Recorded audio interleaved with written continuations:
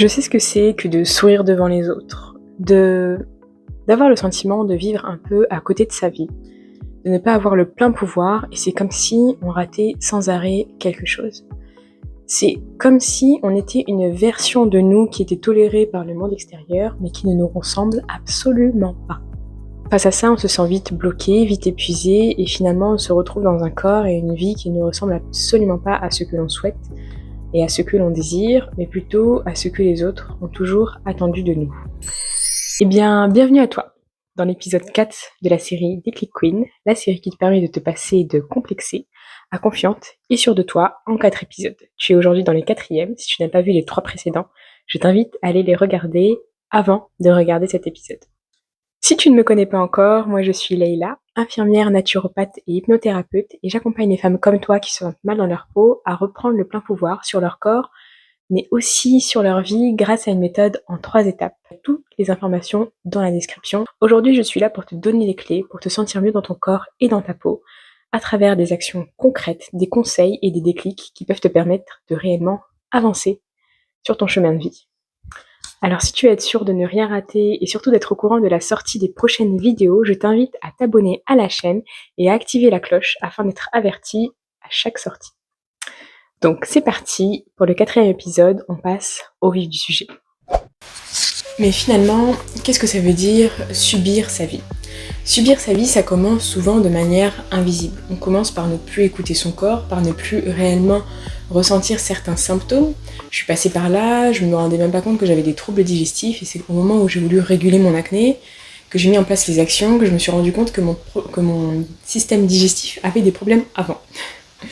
Donc des fois ça commence déjà par la non-écoute de soi. On est complètement déconnecté de notre corps, on a vraiment le sentiment que notre esprit et notre corps sont deux entités bien séparées, alors qu'en réalité, elles ne font qu'un.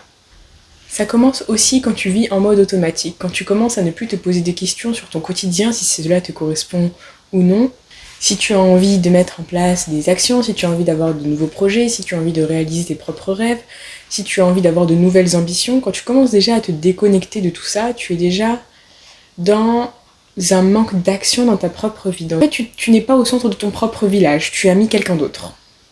Clairement. Tu as perdu tes pleins pouvoirs. Puis peut-être que tu t'es déjà dit « Oh, c'est comme ça. Oh, mais moi, je suis faite comme ça. Je ne suis pas faite pour avoir des ambitions ni avoir des rêves. Je ne suis pas capable de réaliser les choses. Je n'ai pas la même volonté que toi. Mais moi, je n'ai pas confiance en moi. » Bah ouais, mais tout ça, ça change. Et tout ça, tu peux le changer à partir du moment où tu, encore une fois, toi, tu le décides. Ça n'est pas forcément évident. Ça n'est pas fait pour tout le monde non plus. C'est-à-dire que quand je parle d'ambition, de rêve, etc., nous n'avons pas tous les mêmes rêves, toutes les mêmes ambitions. Pour certaines, ça va être de fonder un foyer. Pour d'autres, ça va être de créer une entreprise. Et pour d'autres, ça va être les deux. Donc, il n'y a pas de limite, il n'y a pas de rêve parfait, il n'y a pas de succès prédéfini. Il y a celui que tu décides d'avoir. Et surtout, celui auquel tu t'autorises à te reconnecter. Une chose que tu dois également savoir, c'est que reprendre son plein pouvoir sur sa vie, avoir une vie qui nous ressemble réellement, eh bien, ça ne résulte pas d'une méthode miracle. Reprendre son pouvoir sur sa propre vie, ce n'est pas tout contrôler, ce n'est pas forcer, ce n'est pas ne plus croire en Dieu, parce que je sais qu'il y en a certains qui se sentent un peu en friction par rapport à ça.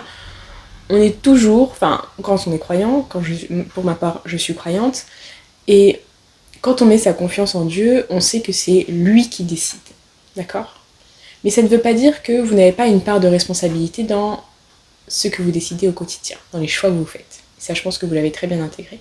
Alors pourquoi dans les choix du quotidien, vous auriez une part de responsabilité, tandis que dans votre propre vie, il faudrait simplement que vous leviez les mains au ciel pour que tout vous arrive ? Reprendre le plein pouvoir sur sa vie, c'est sincèrement reprendre sa pleine responsabilité.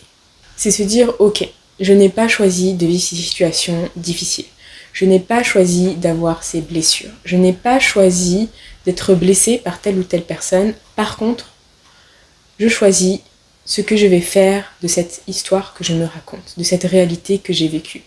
Est-ce que je vais me la ressasser chaque jour ou est-ce que je vais être résiliente par rapport à ces situations ? Est-ce que je vais me raconter que ces blessures, que ces situations que j'ai vécues définissent qui je suis et me représentent ? Ou est-ce que je décide que ce sont des moments passés de ma vie qui ne définissent pas qui je suis, ni mes valeurs, ni comment je peux évoluer? Je vais te proposer un exercice très simple à mettre en place. Tu pourras revenir sur cette partie de la vidéo un peu plus tard si tu le souhaites pour pouvoir te poser, etc. Mais ça va être de justement noter les domaines de vie où aujourd'hui tu subis encore les choses. Par exemple, tu subis le regard des autres. De qui exactement? Tu subis ta relation à l'alimentation. Et d'écrire en dessous, à partir d'aujourd'hui, je décide de reprendre le pouvoir sur. Et déjà, ce sera une première étape vers la reprise de ta responsabilité et de ton pouvoir, de à la fois conscientiser où est-ce que tu subis les choses, mais aussi de prendre la décision et l'engagement envers toi-même qu'il était temps d'arrêter de subir et de redevenir actrice de ça pour changer les choses. Il faut savoir une chose, la relation que l'on a avec notre corps va beaucoup influer sur les actions que l'on va mettre en place pour le soutenir. C'est-à-dire que si tu es sans arrêt en combat avec ton corps, que tu ne l'aimes pas, que tu poses des actions en te disant je vais combattre tel ou tel défaut, forcément l'énergie ne sera pas la bonne. Ce que je t'invite à revoir, c'est justement la manière dont et l'intention que tu poses lorsque tu mets en place de nouvelles actions. Qu'est-ce que je veux dire par là? C'est-à-dire que si plutôt que de te dire que tu veux combattre, moi j'ai longtemps combattu l'acné et ça a été catastrophique parce qu'en fait j'ai posé des actions qui consistaient à brûler les boutons, à brûler la peau, et à un moment donné où si je ne croyais pas en Dieu, je pense que sincèrement j'aurais essayé de brûler ma peau pour voir s'il y avait une nouvelle peau qui naissait derrière.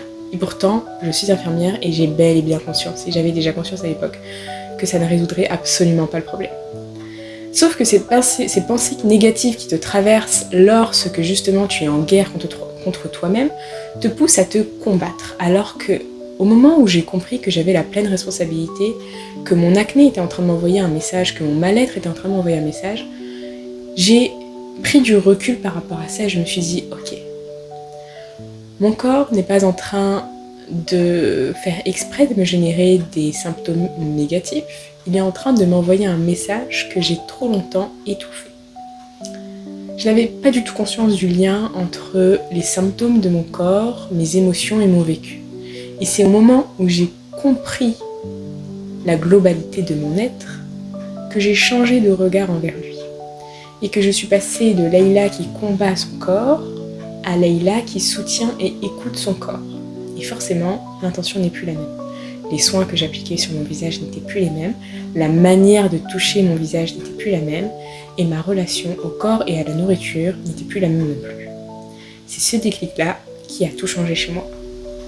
Ce qui m'a permis aussi de changer de regard sur moi, sur mon corps, sur ma peau, c'est de valoriser ce que j'aimais déjà. C'est de valoriser les parties de mon visage que j'appréciais déjà. C'est de valoriser les parties de mon corps que j'appréciais déjà et de consciemment me le dire. Que j'appréciais telle chose, que j'avais telle qualité, que je faisais telles actions déjà parfaitement bien. Et justement de valoriser ce qu'il y a déjà de bien chez toi te permet de déjà mieux t'apprécier. Et me dis pas il n'y a rien, c'est faux. Il y a des choses. De prendre également du temps pour moi et pour faire des choses que j'aime.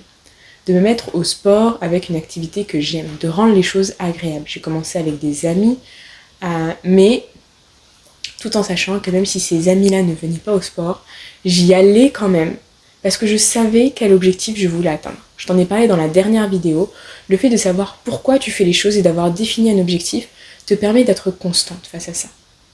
Donc encore une fois, ça c'est quelque chose que tu peux mettre en place.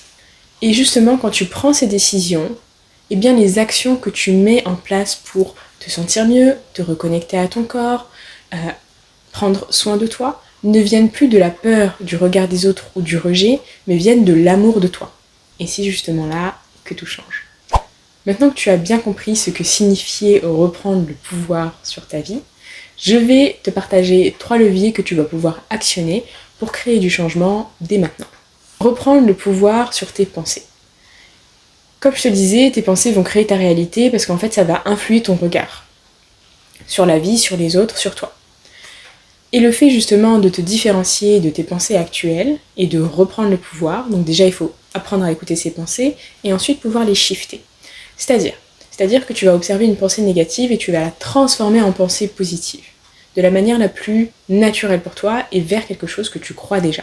Ça sert à rien de te dire de passer de je suis moche à je suis belle, parce qu'en fait, si tu ne te trouves pas belle, tu n'y croiras pas. Par contre, comme je te le disais, tu peux valoriser les parties de ton corps que tu apprécies déjà et apprendre à les apprécier encore plus. Reprendre également le pouvoir sur ton énergie. Transformer ta manière de manger, transformer ta manière de t'alimenter.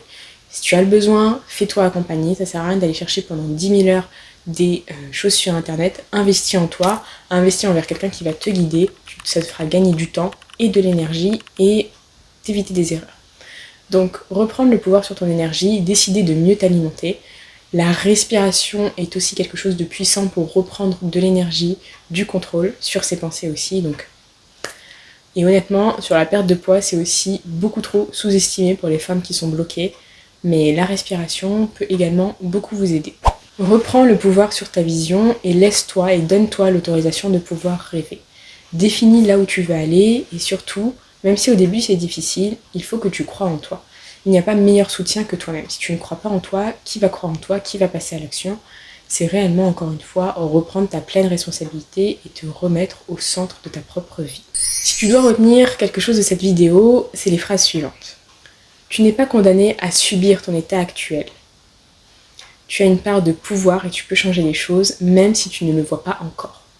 Chaque micro-décision que tu prends aujourd'hui va influencer la femme que tu deviens. Ce chemin que je te partage aujourd'hui, comme je te l'ai dit, je l'ai moi-même traversé et c'est également pour ça que j'ai décidé de me former à l'hypnose et à la naturopathie pour accompagner des femmes à reprendre leur plein pouvoir sur leur corps et sur leur vie à travers divers accompagnements. Si ça t'intéresse, je t'invite à aller checker la description, il y a toutes les informations dont tu as besoin.